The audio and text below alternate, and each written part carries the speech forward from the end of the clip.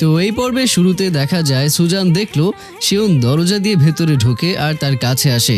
শিওন সুজানের রূপে একদম বিমুগ্ধ হয়ে কোমর ধরে সুজানকে কাছে টেনে নেয়। কিস করতে যাবে এমন মুহূর্তে সুজান আবিষ্কার করে সুজান এসব কিছু কল্পনা করছে, বাস্তবে শিওন তার সামনে নেই। সুজান তাড়াতাড়ি নিজেকে সামলে নিয়ে একটু বসে ভাবতে থাকে। তারপর সুজান দ্রুত উঠে পড়েও ভাবতে থাকে ঠিক কোন পজিশনে কোন স্টাইলে থাকলে দ্রুত শিওনকে সিডিউস করতে পারবে। সুজান বিভিন্নভাবে সোফায় বসে শুয়ে পা দুলিয়ে পা তুলে দেখতে থাকে, মাঝে মাঝে পায়ের পাতার ময়লাও পরিষ্কার করে।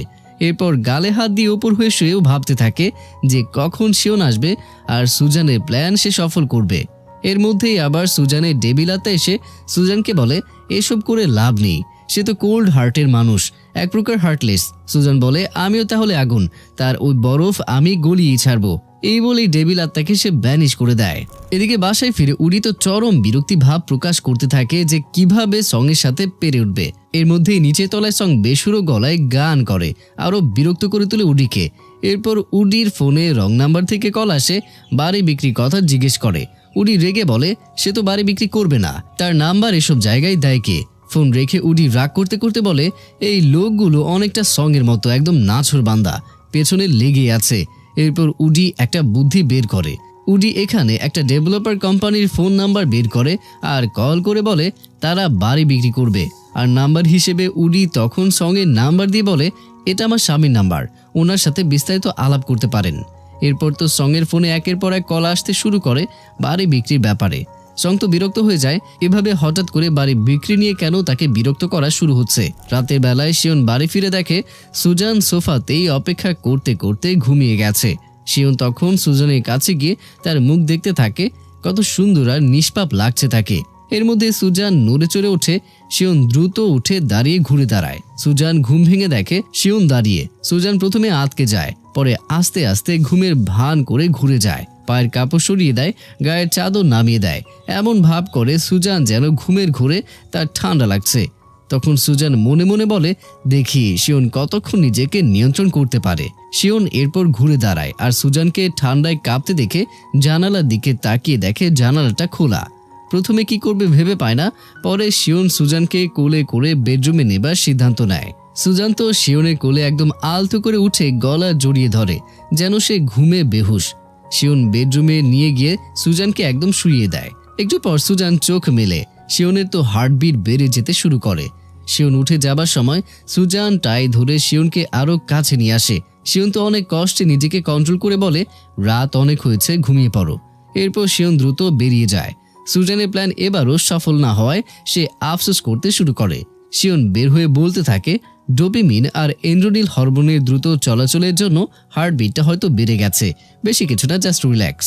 আসলে শিওন কোনোভাবেই যেন সুজানের কাছে নিজের কোমল রূপ দেখাতে চাচ্ছে না, হয়তো লজ্জা পাচ্ছে বা সারা জীবন কোনো নারীর সঙ্গের সাথে থাকেনি বলে সে বুঝতে পারছে না যে কিভাবে কি প্রকাশ করতে হয়। পরবর্তী দৃশ্যে আমরা জিটংকে দেখি যে কিনা প্রোগ্রামের প্র্যাকটিস করছিল।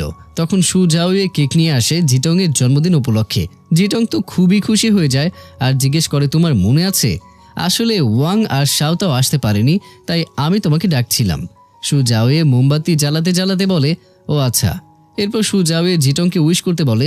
জিটং তখন উইশ করে আর চোখ বন্ধ করে। তখন সু জাওয়ে বলে আমি আশা করি তুমি তোমার জীবনের সঠিক মানুষকে ভালোবাসা হিসেবে পাও। এই কথা শুনে জিটং এর মন তো খারাপ হয়ে যায়। তখন জিটং জিজ্ঞেস করে সু জাওয়েকে তাহলে আমি তোমার কাছে কি? সু জাওয়ে বলে একজন ভালো বন্ধু, বোনের মতো কাজের পার্টনার। হতে পারে অতীতে আমার কাজকর্ম তোমাকে ভুল দিকে ভাবতে বাধ্য করেছে, যার জন্য সরি। জিটং এর মন তো চরম খারাপ হয়ে যায় এবার, যা দেখে সু জাওয়ে চলেই যাচ্ছিল। কিন্তু জিটং তখন সু জাওয়েকে ডেকে বলে কাজের খাতিরে তার পারফরমেন্স প্র্যাকটিসে হেল্প করতে। কিন্তু সু জাওয়ে বলে আমি আর এই প্রোগ্রামে নেই, তোমাকে একা এখন পারফর্ম করতে হবে, আমার অন্য শিডিউল চলে এসেছে।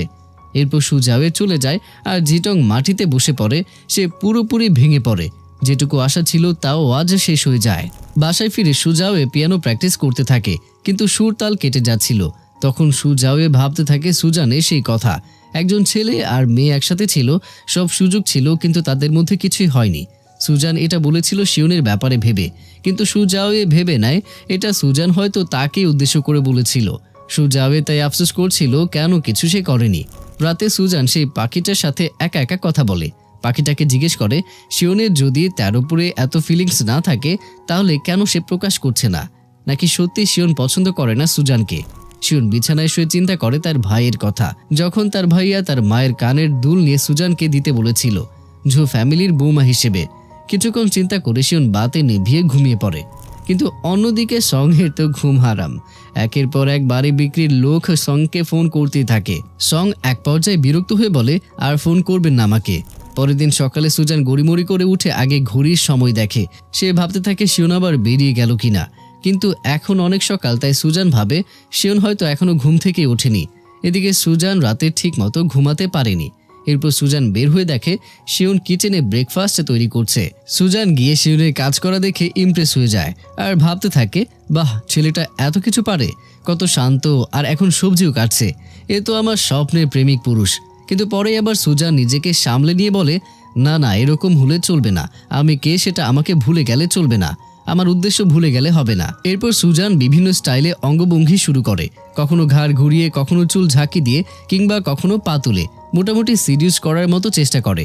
শিওন কিছুটা বিরক্ত হয়ে বলে তুমি বরং সোফায় গিয়ে রেস্ট নাও। তখন সুজান বলে আরে না, আমি তো তোমাকে হেল্প করতে আসলাম। শিওন তখন বলে কই, দেখছি না তো এমন কিছু, শুধু বসে আছো।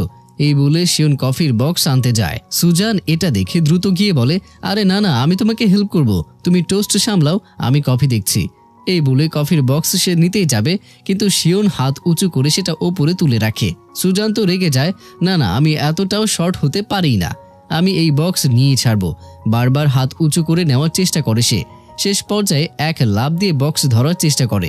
শিওন তখন বক্স আলগা করে দেয় আর সুজানকে শক্ত করে ধরে। এতে বক্সের সমস্ত কফি বিন ফ্লোরে, টেবিলে ছড়িয়ে পড়ে। কিন্তু সেদিকে দুজনেই খেয়ালই নেই। এখন দুজন দুজনের এত কাছে যে নিঃশ্বাসের শব্দ তারা শুনতে পাচ্ছে। চোখে চোখ রেখে এক অদ্ভুত অনুভূতি কাজ করছে তাদের। রোমান্টিক মুহূর্ত। এরপর আস্তে আস্তে দুজনের ঠোঁট যেন দুজনকেই টানছিল। কিস এবার হয়ে যাবে, একদম তারা কাছে চলে এসেছিল, কিন্তু তখনই কলিং বেল বেজে ওঠে। দুজনে দুজনকে ছেড়ে দিয়ে শিওন দরজা খুলতে যায়। দরজা খুলতে শিওন দেখে তার বড় ভাইয়া আর সুইং এসে হাজির। সুইংকে দেখে শিওন বলে তোকে না আমি বাসায় ফিরে যেতে বলেছিলাম। বড় ভাইয়া তখন বলে সে মাঝপথে আবারও পালিয়েছিল। সুইং বলে আমি পালাইনি, আমি তো স্বাবলম্বী হতে চেয়েছি, শহরে একটা জব খুঁজে নিব তাই। এরপর শিওন তাদের লাগেজ নিয়ে ভেতরে আসতে বলে। সুজান তাড়াতাড়ি নিজেকে একটু গুছিয়ে নিয়ে দ্রুত ভাইয়া আর সুইং এর সামনে গিয়ে হাই বলে। সুজানকে দেখে বড় ভাইয়া খুব একটা অবাক না হলেও সুইং এর হিংসা আবারও বেড়ে যায়। তখন এখানে সুইং একদম ভাবি বলে অভিনয় করে গলে পড়ে, সুজানকে জড়িয়ে ধরতে চায়। কিন্তু শিওন এবার সুইংকে আটকে দিয়ে বলে আবার কোনো শয়তানি ফাইজলামি প্ল্যান করবি না। সুইং বলে আরে না না, আমি তো ভাবিকে এই বাড়ি ঘুরিয়ে দেখাবো। এরপর সুজানের হাত ধরে বলে চলো তোমাকে এই বাড়ি ঘুরিয়ে দেখাই, নতুন নতুন অনেক কিছু তুমি জানবে, চলো উপরে চলো। এই বলে সুজানকে টানতে টানতে উপরে নিয়ে যায়। সুজান হাসি মুখে ভালোই অভিনয় করে, কিন্তু মনে মনে বলে তোমাকে আমি ভালো করেই চিনেছি। উপরে গিয়ে সুইং বলে এখানে আগের থেকে অনেক কিছুই চেঞ্জ হয়েছে। এরপর সুইংয়ে শিওনের রুমে ঢুকতেই যাবে, তখন সুজান আটকে দিয়ে বলে আরে এটা তোমার ছোট ভাইয়ের রুম, এখানে না যাওয়াই ভালো। সুইং তো যাবেই। সুজান বলে মেয়ে মানুষের ছেলেদের ঘরে না যাওয়াই ভালো, শুধু স্পেশাল মানুষ ছাড়া, প্রাইভেসির ব্যাপার আছে। সুইং জোর দিয়ে বলে আমি তার বোন। মনে মনে সন্দেহ করে এখানে কিছু একটা হয়েছে, এই জন্য আমাকে সে ঢুকতে দিচ্ছে না। সুজান বলে তাতে কি, এখন তো তোমরা আর বাচ্চা না। সুইং জোর করেই ঢুকে পড়ে। এরপর এদিক ওদিকে দেখে, বিছানা বালিশ উল্টে স্মেল নেয়, লম্বা চুল খোঁজে, কিন্তু কিছুই সে পায় না। পরে ভাবে শিওন তো সবকিছু টিপ টাপ রাখতে চায়, এই জন্য এত পরিষ্কার। অন্যদিকে ভাইয়া শিওনকে বলে সুজানের কানের দুল দেখলাম না, যতই মডার্ন হোক না কেন সামান্য দুল পড়তে অসুবিধা হবার কথা না। আর তার উপরে তোমরা এক ছাদের নিচেই থাকছো, এটাও কিন্তু ঝো পরিবারের নিয়ম নয়। শিওন গ্লাসে পানি নিয়ে ভাইয়াকে দিয়ে বলে আমি এখনো কানের দুল ওকে দেইনি, সুযোগ পাইনি। ভাইয়া তখন তাকে বলে তোমার দ্রুত সুযোগ বের করে তাকে সেটা দিয়ে দেওয়া উচিত। কথা ঘোরানোর জন্য এখানে শিওন ভাইয়াকে ব্রেকফাস্ট তৈরি করে দেওয়ার জন্য কিচেনের মধ্যে যায়। সেখানে সারা জায়গায় কফি বিন ছড়ানো দেখে ভাইয়া জিজ্ঞেস করে এখানে কি বিশ্বযুদ্ধ হয়েছিল নাকি। শিওন কল্পনায় তখন তাদের সেই বিশ্বযুদ্ধের স্মৃতি কল্পনা করে। এরপর বলে আমি দ্রুত পরিষ্কার করে নিচ্ছি। ভাইয়া তো আরো মজা করে বলে বেশ ভালোই যুদ্ধ হয়েছে তবে। শিওন মাথা নিচু করে পরিষ্কার করতে থাকে, আর এখানে শিওন বেশ লজ্জায় পেয়েছে বোঝাই যাচ্ছে। পরবর্তীতে তারা একসাথে খেতে বসে। খাওয়া শেষ করে যখন উঠে যাবে তখন শিওন সবার প্লেট গুছিয়ে নিচ্ছিল। তখন সুইং বলে রেখে দাও, আমি ভাবিকে থালা বাসন ধুতে হেল্প করব। শিওন সুজান এই কথা শুনে বেশ শকড হয়ে যায়। কিন্তু সুজান ভালো করে ব্যাপারটা সামলে নেয়। বড় ভাইয়া বলে, সুইং আমাদের এখন যেতে হবে। কিন্তু সুইং বলে, কেন? আমি ভাবির সাথে সময় কাটাতে চাই, আমাদের ফিলিংস শেয়ার করতে চাই। বড় ভাইয়া বলে, সুইং এখন বাচ্চামি করার সময় না, আর সুজানেরও এখানে থাকাটাও এখন উচিত নয়। সুজান প্রথমে বলে, ছোট বোন যদি থাকতে চায় তাহলে থাকতেই পারে, যদিও সুজান এই প্যারা নিতে আগ্রহী না একদমই। পরে অবশ্য সুজান আর সুইংকে বাড়িতে রেখেই শিওন আর বড় ভাইয়া বেরিয়ে যায়। সুইং তো সুজানের সাথে মিলেমিশে থাকার কথা বলে। এরপর বের হয়ে বড় ভাইয়া বলে, সুইং আসলে বাচ্চামি ট্রিক্স করতে পছন্দ করে, আর সুজান বেশ ধৈর্য সম্পূর্ণই মনে হচ্ছে, আশা করি সামলে নিতে পারবে। শিওন এরপর হাসপাতালে আসে, সঙ্গের সাথে দেখা হয়, কিন্তু সঙ্গের মুড একদম বিগড়ে আছে। শিওন জিজ্ঞেস করে, আজ তোমার মুড এরকম বিগড়ে কেন আছে? সং বলে, আর বলো না বন্ধু, জানি না এই বাড়ি বিক্রি করার এজেন্সি কিভাবে আমার নাম্বার পেয়েছে, কাল থেকে শুধু কলের পর কল এসেই যাচ্ছে। তখন শিওন বলে, নাম্বার বন্ধ রাখলেই তো পারো। সং বলে, আরে নাম্বার বন্ধ রাখলেই হবে নাকি? ডাইরেক্টর কল দিয়ে যদি ইমার্জেন্সি টাইমে না পায়, পরে 3 দিন শাস্তি দিয়ে দেবে। কিন্তু আমি বুঝলাম না, আমি কোথাও বলিনি আমি বাড়ি বিক্রি করব। আমার অ্যাপার্টমেন্টসের বিষয়ে অনলাইনে নিবন্ধন পর্যন্ত করেনি, কিন্তু এরা আমার নাম্বার কোথা থেকে পেল? শিওন বলে, তুমি কাউকে বিরক্ত করেছিলে নাকি শত্রু বানিয়েছিলে? সে এমন করতে পারে। সং বলে, ডিরেক্টর এই কাজ করতে পারে, কিন্তু উনি তো ভালো মানুষ। এর থেকে এক কাজ করো, আমাকে শত্রু খুঁজতে হেল্প করো। শিওন বলে, এর মধ্যে এমন কি হয়েছে যে কাউকে বেশি বিরক্ত করে ফেলেছ, উস্কে দিয়েছ? সং চিন্তা করতে থাকে। এরপর মনে পড়ে উডির সাথেই তো তার ঝামেলা হয়েছিল। এরপর সং বলে, পেয়েছি, এই মেয়ে মানুষ রেগে গেলে যা খুশি তাই করে ফেলতে পারে। এই বলে সং তো চলে যায়। শিওন এবার চিন্তা করতে থাকে সং এর বলে যাওয়া কথা, আর সুইং এর কথা এখানে তার মনে পড়ে যায়। সুজানের সাথে আবার উল্টাপাল্টা কিছু করে না বসে, তাই ফোন বের করে দ্রুত সুজানকে কল করে। সুজান এদিকে মাংস কাটছিল, বেশ কষ্টই করছিল আর কি, আর এটা সুইং দূর থেকে দাঁড়িয়ে দাঁড়িয়ে দেখে এক প্রকার মজাই নিচ্ছিল। তখন সুজানের ফোনে শিওনের কল আসে, কিন্তু সুইং ফোনটাকে রিসিভ করে আর বলে, আরে ভাইয়া কেবলতে গেলে, এখনই কল দিলে এত মিস করলে হবে, একটু কম মিস করো। সুজান কিছুটা বিরক্ত হয়। শিওন অবাক হয়ে তাকে জিজ্ঞেস করে, সুজানের ফোন তুই রিসিভ কেন করলি? সুজান কই? এরপর সুইং ফোন বাড়িয়ে দেয় সুজানের দিকে। সুজান বলে সে ব্যস্ত আছে, পরে কথা বলবে। এরপর সুইং কল কেটে দেয়। এরপর সুজান জিজ্ঞেস করে যে এই স্যুপ বানানোর প্ল্যান করলাম, ভালো হবে তো? সুইং তো পাম দিয়ে বলে, আরে একদম পারফেক্ট, তুমি স্যুপ বানিয়ে নিয়ে যাবে, ভাইয়া তার কলিগদের সামনে খেয়ে প্রশংসা করবে। আহা, আমি তো কল্পনায় রোমান্টিক মুহূর্ত দেখতে পাচ্ছি। আহা, নারী কত সুন্দর অভিনয় করে, অভিনয়ের জন্য নারী সেরা রে। এরপর সুইং স্যুপের মধ্যে বিভিন্ন জিনিস দেওয়ার চেষ্টা করে, কিন্তু সুজান সন্দেহ করে বারবার, আর এই জন্য চেক করে ঠিকমতো দিচ্ছে নাকি উল্টাপাল্টা কিছু দিচ্ছে। সুইংকে বিশ্বাস নেই, উল্টাপাল্টা কখন কি করে বসে। তো স্যুপ প্রায় হয়ে যাবার পর গ্রান ভালো বের হয়। সুজান এরপর চামচ দিয়ে সুইংকে টেস্ট করতে বলে, কিন্তু সে রাজি হয় না। পরে সুজান টেস্ট করে, বেশ ভালোই হয়েছে। এরপর একটা টিফিন বক্সে রেডি করে। সুইং ট্যাক্সি কল করে আসতে বলে। সুজান শেষ মুহূর্ত পর্যন্ত টিফিন বক্স আগলে রাখে, যাতে সুইং কিছু মেশাতে না পারে। এরপর সুইংয়ের ডাকা ট্যাক্সি করে সুজান বেরিয়ে পড়ে। সুইংকে যেতে বললেও সুইং বলে, তোমাদের রোমান্টিক মুহূর্ত আমি নষ্ট করতে চাই না। সুজান তাই একাই যায়, আর যাওয়ার আগে ধন্যবাদ দিয়ে যায়। কিন্তু সুজান বেরিয়ে যাবার পর সুইং বলে, আশা করি লাক এতটা ভালো হবে না তোমার, সরি। রাস্তায় ট্যাক্সিতে সুজান আনন্দে যাচ্ছিল, হঠাৎ গাড়ির সামনে একটা মহিলা পড়ে যায়। সে অভিনয় করে অনেক ব্যথা পেয়েছে। মহিলা দাবি করে ক্ষতিপূরণ। ড্রাইভার আর সুজান বেরিয়ে আসে, আর এই সুযোগে একজন মুখ ঢেকে এসে সুপে লবণ ঢেলে দিয়ে যায়। পরে কেস মিটে গেলে সুইংকে কল করে জানায় কাজ হয়ে গেছে। এরপর হাসপাতালে সুজান সারপ্রাইজ দিতে চলে আসে। শিওন তো অবাক হয়ে যায়, চিকেন স্যুপ এনেছে, সে এত পরিশ্রম করেছে তার জন্য। এরপর সুজান বের করে খাবারের জন্য রেডি করে। তখনই সং এসে যায়। চিকেন স্যুপ দেখে সে লোভ সামলাতে না পেরে মুখে নিতেই সে ফেলে দেয়। এত লবণ যে খাওয়া যাবে না। সুজান লজ্জায় পড়ে যায়।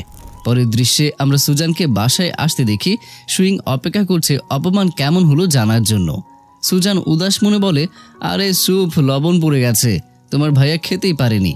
সুইং মনে মনে খুশি হয়, কিন্তু মুখে তো আফসোস করে বলে, থাক, কষ্ট পায় না, তুমি কষ্ট করে বানিয়েছো এটাই অনেক। সুজান বলে, কিন্তু হিসাব মিলল না, আমি সেসব অবধি টেস্ট করেছিলাম, কোনো সমস্যা ছিল না। এবার সুজান আস্তে আস্তে সুইং এর দিকে এগিয়ে বলে, আসলে কি হয়েছে সত্যিটা বলো। সুইং না জানার ভান করে। সুজান বলে, আমি কিন্তু অভিনেত্রী, আর আমার সামনে এত বাজে অভিনয় করে লাভ নেই। আমি বুঝতে পারছি যখন ট্যাক্সিতে মহিলা অ্যাক্সিডেন্ট করে তখন কাজ করেছো কাউকে দিয়ে। সুইং এখনও অস্বীকার করে।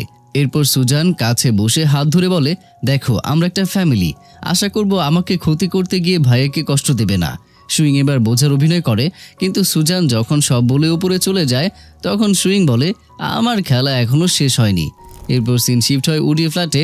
উড়িয়ে চুপচাপ তার ফ্ল্যাটে ঢোকে, শব্দ না করে কাজ করার চেষ্টা করে, এমনকি আলো জ্বালায় না।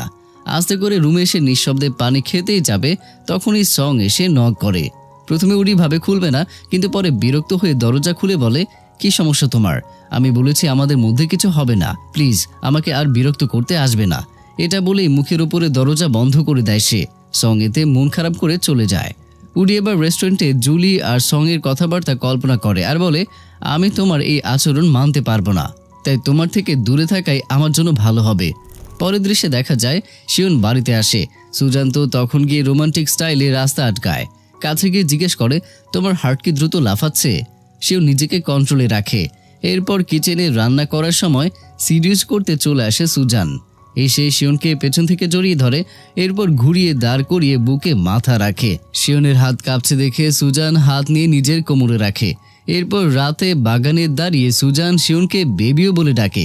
শিওন তো অবাক। এরপর দুজনে কাছে আসে, জড়িয়ে ধরে কিস করতে যাবে, তখনই সুইং এসে বলে, আজ কি সুন্দর রোমান্টিক ওয়েদার, ভাইয়া একটা ভালো মুভি আছে, আসো দেখব। সুজান আর শিওন আর কি করবে, তখন দুজন দুজনকে ছেড়ে দেয়।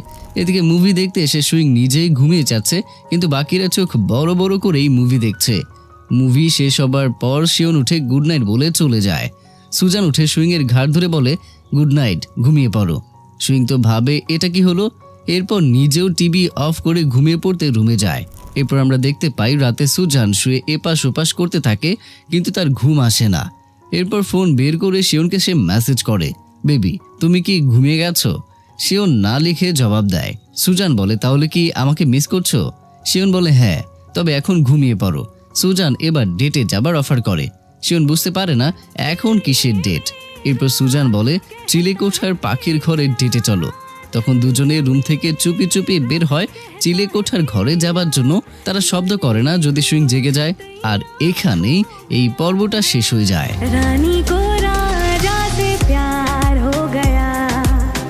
পরবর্তী পর্বে আমরা আরো অনেক ইন্টারেস্টিং কাহিনী দেখতে পারবো, কিভাবে সুইং তার ভাইয়া আর তার ফিউন্সিকে আলাদা রাখার প্ল্যান খোঁজে, আর উডি আর সং এর কাহিনীও।